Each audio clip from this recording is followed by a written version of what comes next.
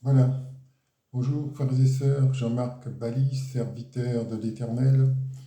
Voilà, je viens devant vous pour une nouvelle vidéo qui concerne les voies du Seigneur. Voilà, je vais régler un peu, voilà, c'est bon. Les voies du Seigneur. Donc nous avions, rappelez-vous, fait un message la dernière fois qui concernait donc un message sur les voies du Seigneur. Et donc là, je vais tâcher de faire la deuxième partie. Sauf que, ben, entre-temps, j'ai eu un petit souci avec mon ordinateur, donc ça va se passer un petit peu à la mano. Pour ce qui est de la présentation des versets, en tout cas, bon, l'essentiel, c'est qu'on parle de la parole de Dieu et que, ben, que vous puissiez être édifiés. Voilà, je bénis le Seigneur, le Tout-Puissant. Je vais prier, puis ensuite on va entrer dans le vif du sujet. Seigneur, je te rends grâce. Seigneur, je te bénis. Seigneur, tu es le Tout-Puissant. Tu es le créateur du ciel et de la terre. Je te rends grâce, Seigneur, je te bénis. Je te demande de faire que ben, les prédications, la prédication puisse toucher les cœurs et que ceux qui écouteront cette prédication puissent être édifiés et être touchés. Je demande au Saint-Esprit de me guider dans mes propos, de me guider dans ce que j'ai à dire, de façon à ce que mes paroles atteignent le cœur de ceux qui écoutent. On ne fait pas des prédications juste pour faire des prédications. On fait des prédications pour que les cœurs soient touchés, pour que ceux qui entendent les prédications puissent changer de direction, changer de trajectoire, et qu'ils soient sauvés naturellement. Notre Dieu ne se plaît pas à abattre des jugements sur les hommes, absolument pas. Voilà, je bénis le Seigneur, le Tout-Puissant, Créateur du ciel et de la terre. Je prends autorité sur tout esprit impur, esprit démoniaque, esprit de toute nature qui ne confesse pas Jésus-Christ. Je recommande de quitter ces lieux, de ne pas intervenir en aucune façon. Au nom de Jésus-Christ, je vous recommande d'être soumis à l'autorité du nom de Jésus. Au nom puissant de Jésus-Christ, le Fils unique de Dieu. Je bénis le Seigneur, le Tout-Puissant, Créateur du ciel et de la terre. Voilà, donc on va commencer par faire un petit rappel de ce qu'on avait dit la dernière fois et puis continuer un petit peu dans le message de façon à pouvoir voilà, entrer plus profondément sur la question du, des voies du Seigneur.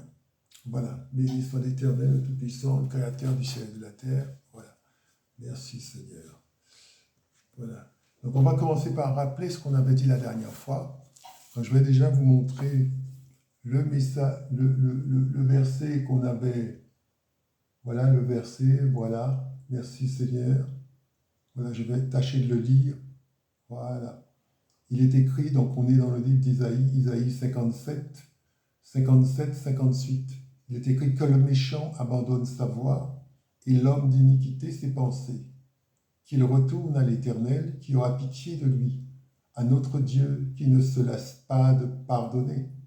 Car mes pensées ne sont pas vos pensées, et vos voix ne sont pas mes voix, dit l'Éternel.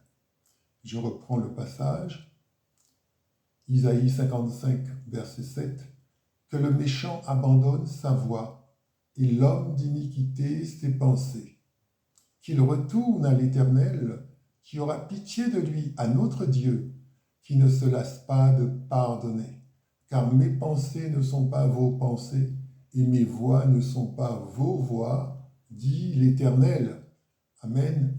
Béni soit l'Éternel le Tout-Puissant. Voilà.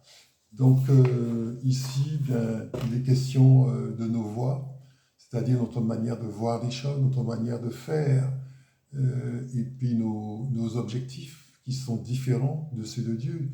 Nous avons très souvent des objectifs charnels, c'est-à-dire on voit les choses de façon plutôt charnelle, c'est-à-dire de la façon dont on ferait les choses soit, mais ici le Seigneur nous indique clairement que notre façon de faire n'est pas la sienne. Et rappelons-nous les paroles de Jésus-Christ dans le jardin de Gethsémani, où il a dit non pas ma volonté, mais la tienne.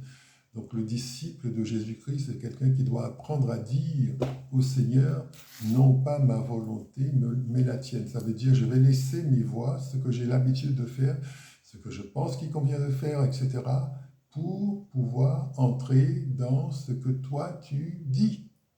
Et voilà, c'est ça l'exercice de tous les disciples qui veulent marcher à la suite du Seigneur. Et effectivement, ça c'est quelque chose qu'il faut apprendre à faire. C'est pas du tout inné, ça s'apprend. Être sensible aux sollicitations de l'Esprit de Dieu, c'est-à-dire le Saint-Esprit. Être conduit par le Saint-Esprit. Romains 8,16, ceux qui sont fils de Dieu sont conduits par l'Esprit de Dieu. Et quand on est conduit par l'Esprit de Dieu, on n'est pas conduit par sa propre volonté. Voilà. Donc, apprendre à marcher dans les voies du Seigneur. C'est ça un peu l'objet de ce message pour vous. Voilà. Ensuite, on va continuer au niveau des rappels de la dernière fois. Je vais vous montrer donc le prochain slide que j'avais visionné dans le message précédent. Je ne sais pas si tout le monde voit. Voilà, c'est un peu artisanal, je sais. Voilà. Donc j'ai appelé ça les lois de l'hérédité. Voilà, les lois de l'hérédité. Vous voyez? Voilà. Donc on est dans le livre des rois. D'accord? On est dans le livre des rois. Je ne dis pas de bêtises, voilà. 2 Rois chapitre 20, verset 16. 2 Rois chapitre 20, verset 16. Il est écrit, alors Isaïe dit à Ézéchias, écoute la parole de l'Éternel. Voici les temps viendront où on emportera à Babylone tout ce qui est dans ta maison et ce que tes pères ont amassé jusqu'à ce jour. Il n'en restera rien, dit l'Éternel, et l'on prendra de tes fils qui seront sortis de toi et que tu auras engendrés pour en faire des eunuques dans le pays, dans le palais du roi de Babylone. Ézéchias répondit à Isaïe, la parole de l'Éternel que tu as prononcée est bonne. Et il ajouta, n'y aura-t-il pas paix et sécurité pendant ma vie? Je reprends. 2 Rois, chapitre 20, à partir du verset 16. Il est écrit, alors Isaïe dit à Ézéchias, écoute la parole de l'Éternel. Voici, les temps viendront où l'on emportera à Babylone tout ce qui est dans ta maison et ce que tes pères ont amassé jusqu'à ce jour. Il n'en restera rien, dit l'Éternel, et l'on prendra de tes fils qui seront sortis de toi, que tu auras engendrés, pour en faire des eunuques dans le palais de Babylone. Ézéchias répondit à Isaïe, la parole de l'Éternel que tu as prononcée est bonne. Et il ajouta, n'y aura-t-il pas paix et sécurité pendant ma vie? Voilà. Alors, ce qui nous est dit ici, frères et sœurs, qui écoutez la parole de Dieu, on est dans un épisode de la Bible où il s'agit du roi Ézéchias.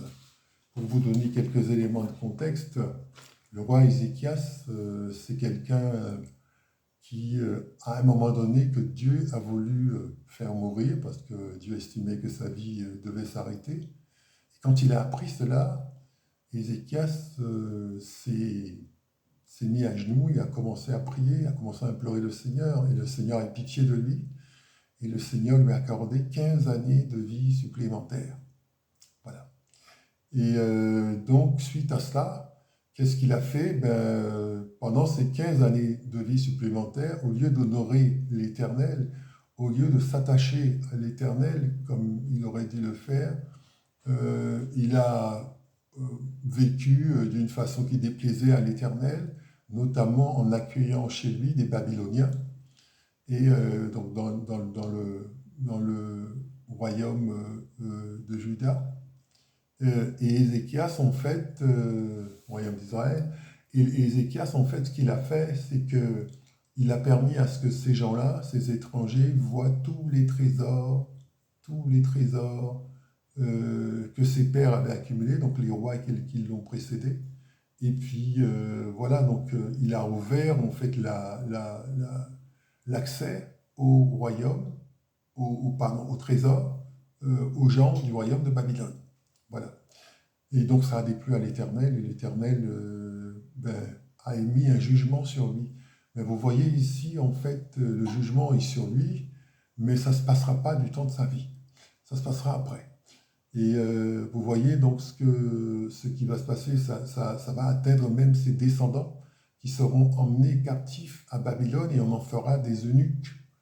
Et toutes les richesses seront volées par les Babyloniens. Les Babyloniens vont envahir son royaume. Mais effectivement, il dit à la fin, n'y aura-t-il pas paix et sécurité pendant ma vie? Ça veut dire en fait que cela se passera alors que je serai déjà mort et que je ne serai déjà plus là. Vous voyez? Donc ça montre bien, donc j'ai appelé ce slide la loi de l'hérédité.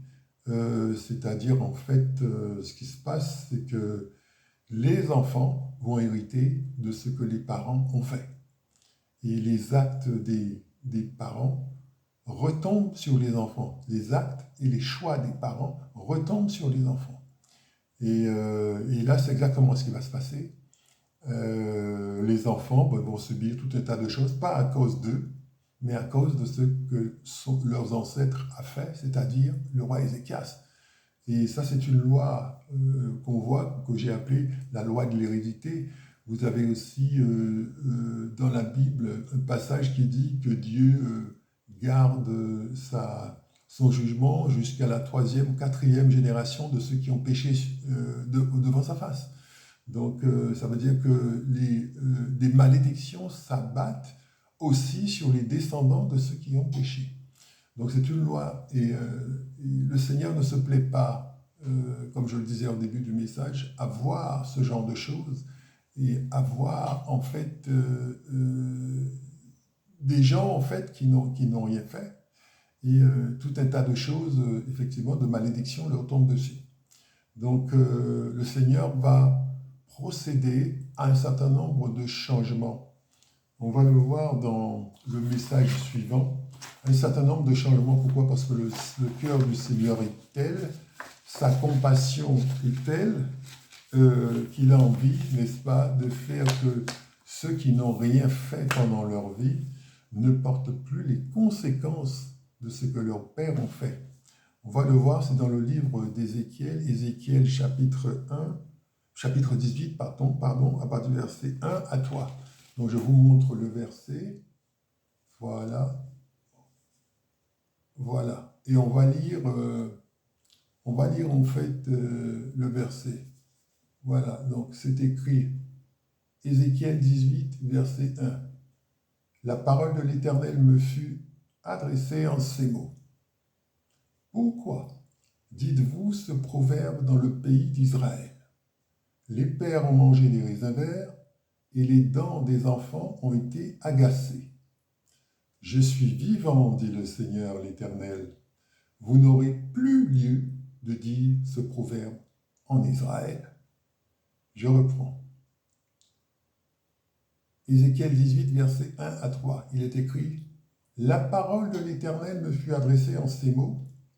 Pourquoi dites-vous ce proverbe dans le pays d'Israël? Les pères ont mangé des raisins verts et les dents des enfants ont été agacées. Je suis vivant, dit le Seigneur l'Éternel, vous n'aurez plus lieu de dire ce proverbe en Israël. » Voilà, au nom de Jésus-Christ. Voilà, alors, on le voit clairement ici, donc le Seigneur va procéder à un certain nombre de changements, de façon à ce que les malédictions issues des actes de nos pères qui n'ont pas respecté l'Éternel ne tombent plus sur ceux qui sont justes et ceux qui marchent avec le Seigneur d'un cœur sincère. Et c'est une clémence, c'est une miséricorde qui est accordée à certains membres de la lignée, donc, et qui normalement auraient dû subir les conséquences des actes des pères. Donc le Seigneur va, comment dirais-je, offrir une voie pour que ceux qui sont concernés et qui ne veulent pas subir ces choses-là puissent s'évader. Quand je dis s'évader, je veux dire échapper au jugement. Voilà, donc qui peut dire aujourd'hui qu'il n'a pas eu un ancêtre, qu'il n'a pas eu des ancêtres, n'est-ce pas, qu'on fait tout un tas de pactes avec le monde des ténèbres, qu'il n'a pas eu un ancêtre qui l'ont consacré à des entités autres que l'Éternel. Et effectivement, dans ce genre de choses, mais ça vous tombe dessus. Et les conséquences de ces actes aussi, ça vous tombe dessus. Vous voyez. Donc le Seigneur, il est parfaitement conscient de la situation, parfaitement conscient de la réalité, et veut permettre que ses enfants, ceux qui l'aiment, échappent au jugement. Voilà. Donc ça, c'est ce qu'on avait vu la dernière fois. Voilà, donc ce rappel est important. Je pense que la répétition fait partie de l'enseignement. La répétition fait partie de l'enseignement, n'est-ce pas? Il faut absolument se mettre les choses en tête et arriver à les retenir et comprendre qui est notre Dieu, comment est le cœur de notre Dieu, de façon à ce que nous puissions être capables d'échanger avec lui, de parler avec lui et de comprendre un peu ce qu'il attend de nous. Parce que Dieu doit se découvrir et ça se désire. Voilà, ceux qui ont le désir de découvrir Dieu peuvent le faire. Et à quoi ça sert? Mais ça permet de savoir où on en est et savoir comment lui parler, comment faire, comment agir, connaître les voies du Seigneur de façon à s'engager, n'est-ce pas, dans les voies du Seigneur. Voilà. Alors, pour ce qui est de la suite, donc, je continue sur le chapitre 18 du livre d'Ézéchiel. Chapitre 18 du livre d'Ézéchiel. Donc, je vous montre un peu, voilà, le chapitre en question, pas chapitre, mais le passage. Voilà. Donc, j'ai intitulé ce slide « Chacun portera sa faute ». Il est écrit dans Ézéchiel 18, verset 20, « L'âme qui pêche, c'est celle qui mourra. » Je rapproche un petit peu, voilà. « Le fils ne portera pas l'iniquité de son père, et le père ne portera pas l'iniquité de son fils. La justice du juste sera sur lui, et la méchanceté du méchant sera sur lui. » Je reprends Ézéchiel 18, verset 20. « L'âme qui pêche, c'est celle qui mourra. Le fils ne portera pas l'iniquité de son père, et le père ne portera pas l'iniquité de son fils.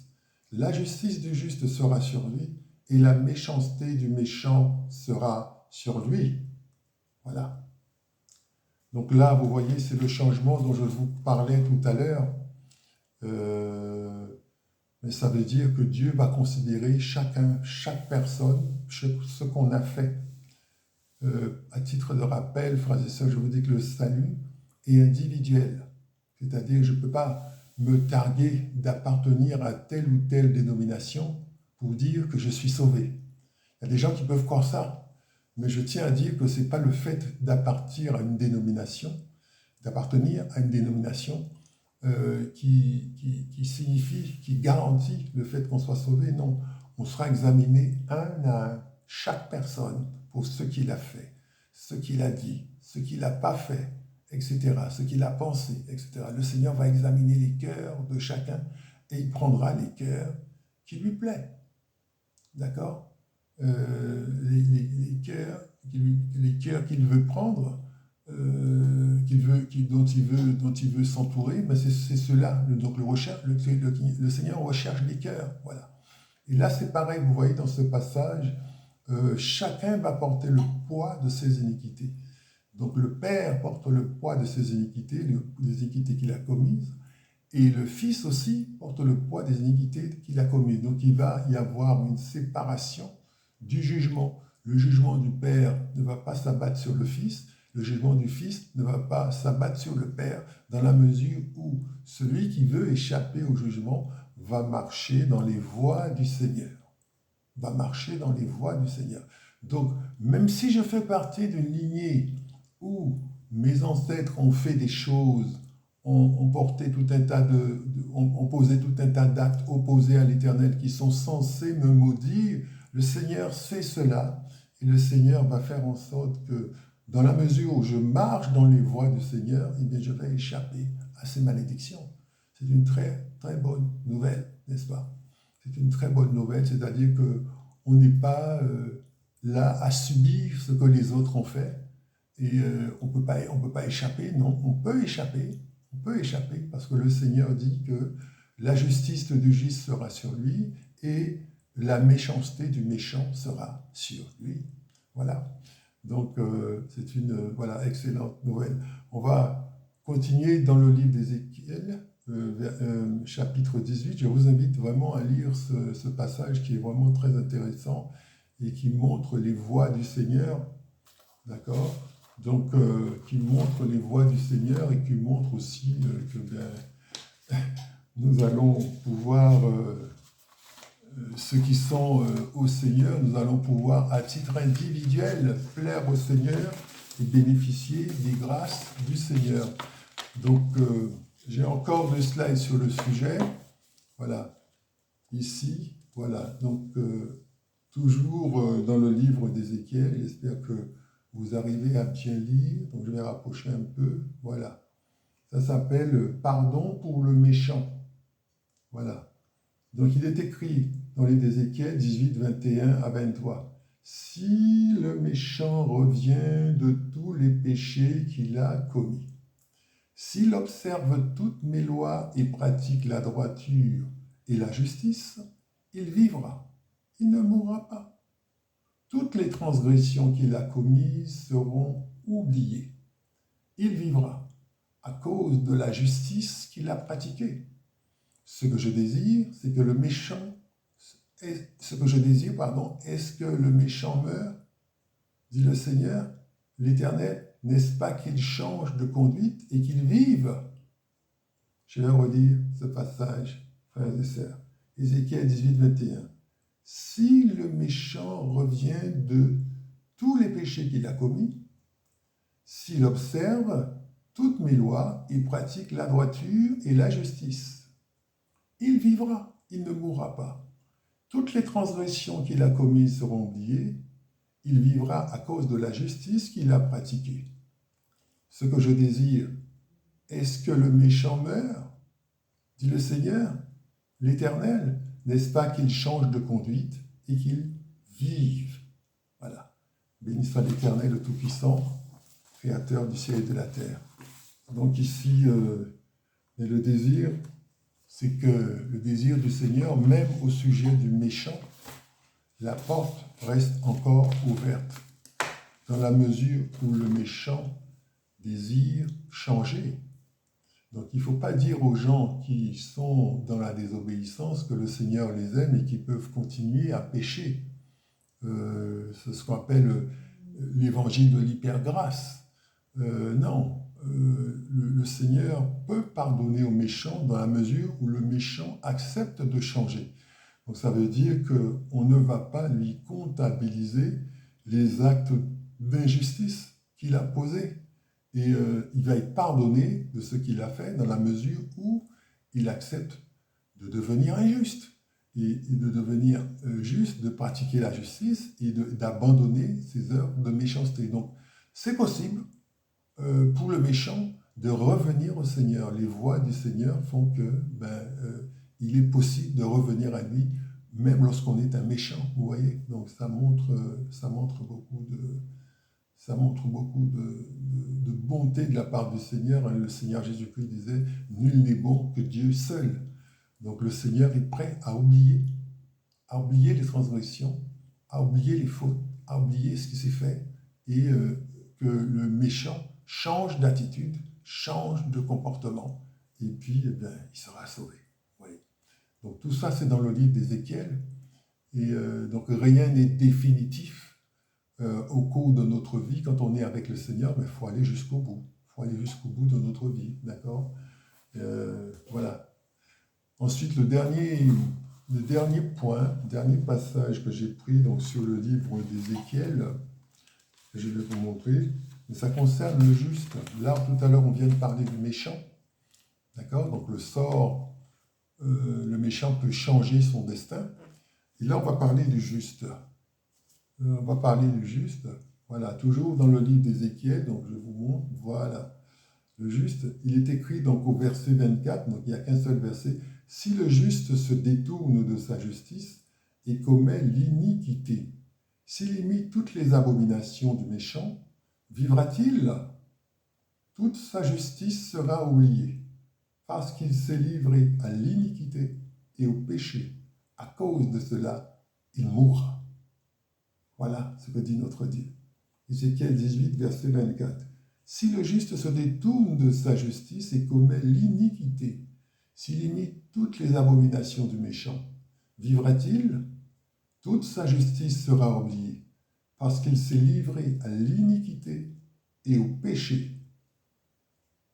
À cause de cela, il mourra. Voilà. Donc j'ai appelé ce slide « Le juste doit persévérer ». D'accord? Donc être juste et marcher dans les voies du Seigneur, ce n'est pas l'affaire d'un moment. Ce n'est pas l'affaire d'un moment. C'est une vraie conversion. Ça doit concerner toute notre vie. Ça doit être un style de vie, un mode de vie, n'est-ce pas? Où on marche avec le Seigneur, on marche dans la justice, on marche dans l'obéissance et on est là et on choisit toujours de marcher dans les voies du Seigneur. Donc on recherche les voies du Seigneur. Ça veut dire qu'il faut être en communion avec le Seigneur, n'est-ce pas? Il faut être soumis à l'Esprit de Dieu qui va vous orienter d'une façon ou d'une autre. Et bien sûr, il ne faut pas s'opposer. Il ne faut pas vouloir pratiquer la méchanceté, se dire, bon, mais je vais me relâcher un petit peu. Je vais pratiquer ça, la méchanceté, ou je vais, je sais pas moi, commettre une faute, pécher, parce que bon, j'ai tellement marché droit déjà, donc le Seigneur il comprendra. Vous voyez ici, le Seigneur dit non. Le Seigneur dit non à ça. On peut être tenté de faire des choses parce que, bon, je sais pas, on est exaspéré par une situation. Le Seigneur sait, il connaît, il comprend les cœurs, mais le juste a le devoir d'être un témoin de Dieu. Le juste a le devoir d'être exemplaire. Le juste a le devoir de représenter Dieu dans le monde. Vous voyez? Donc ce n'est pas une petite affaire, donc il faut qu'il marche dans la droiture, il faut qu'il marche dans l'obéissance jusqu'au bout.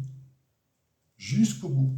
Et c'est ça aussi la même chose avec Jésus-Christ. On peut accepter Jésus-Christ. Un jour, on s'est levé dans une église, on a dit, qui veut accepter le Seigneur? Vous vous êtes levé, vous avez dit, oui, je veux accepter. Mais ça, c'est un début. Ça veut dire qu'à partir de ce moment-là, il faudra marcher avec le Seigneur jusqu'au bout de notre vie. On ne peut pas abandonner le Seigneur et dire, Seigneur, j'ai marché avec toi pendant tant de temps, tu devrais y penser.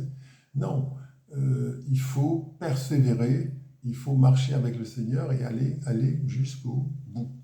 Voilà. Donc, c'est une question essentielle. Et les justes peuvent être tentés. Le juste peut être tenté de dire, bon, mais c'est un petit péché. Il n'y a pas de petit péché devant Dieu. Il n'y en a pas. Donc, du moment que vous êtes conscient du péché, ça veut dire que le péché a pris naissance. Du moment que vous en êtes conscient, ça veut dire qu'il a pris naissance et que par rapport à votre volonté, vous allez décider de commettre ce péché, de continuer à le commettre ou de cesser, n'est-ce pas, de le commettre et de marcher dans les voies du Seigneur. Voilà. Voilà ce que je voulais vous dire par rapport à ce deuxième message. Donc vous avez vu, ça s'est passé d'une manière un petit peu artisanale aujourd'hui, mais qu'à cela ne tienne, l'important c'est que la parole de Dieu soit diffusée, que vous soyez touchés par ces messages que je fais et que au niveau de votre cœur, qu'il se passe quelque chose et que voilà, vous vous rapprochiez de Dieu, que vous soyez sauvés. Voilà, c'est ça le but des prédications, comme je disais. Voilà, je vous remercie, je vous souhaite une bonne marche avec le Seigneur. Je vous souhaite à entrer dans les voies du Seigneur. Et je vous dis à bientôt pour une prochaine vidéo. Au revoir.